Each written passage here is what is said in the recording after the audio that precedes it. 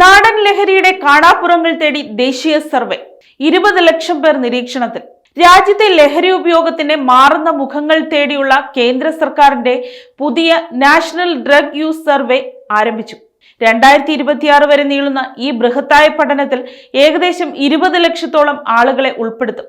മുൻകാലങ്ങളിൽ നിന്ന് വ്യത്യസ്തമായി ഇത്തവണത്തെ സർവേയുടെ പ്രധാന സവിശേഷത നമ്മുടെ നാട്ടിലെ നാടൻ ലഹരി ഉപയോഗ രീതികളെ കുറിച്ചുള്ള പഠനമാണ്. കാലങ്ങളായി സാമൂഹിക ആചാര രീതികളുടെ ഭാഗമായി നിലനിൽക്കുന്ന നാട്ടിൽ തന്നെ ഉൽപ്പാദിപ്പിക്കുന്ന ലഹരി വസ്തുക്കളുടെ ഉപയോഗത്തെ പറ്റിയുള്ള വിവരങ്ങൾ ആദ്യമായി രേഖപ്പെടുത്തും. ചില സമുദായങ്ങൾക്കിടയിൽ ആചാരപരമായോ സാമൂഹികപരമായോ അംഗീകാരമുള്ള ഇത്തരം ലഹരി ഉപയോഗങ്ങൾ ആധുനിക ലഹരി മരുന്നുകളെ പോലെ ദോഷകരമാണോ എന്നതും പരിശോധനയ്ക്ക് വിധേയമാക്കും.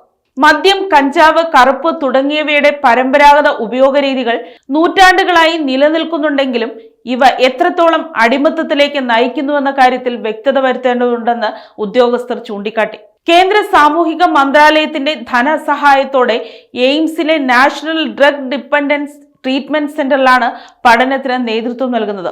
കോവിഡ് മഹാമാരിക്ക് ശേഷം ലഹരി ഉപയോഗത്തിലുണ്ടായ മാറ്റങ്ങൾ മനസ്സിലാക്കാനും നശാമുക്ത ഭാരത് അഭിയാൻ പോലുള്ള പദ്ധതിയുടെ ഫലപ്രാപ്തി വിലയിരുത്താനും സർവേ സഹായകരമാകും.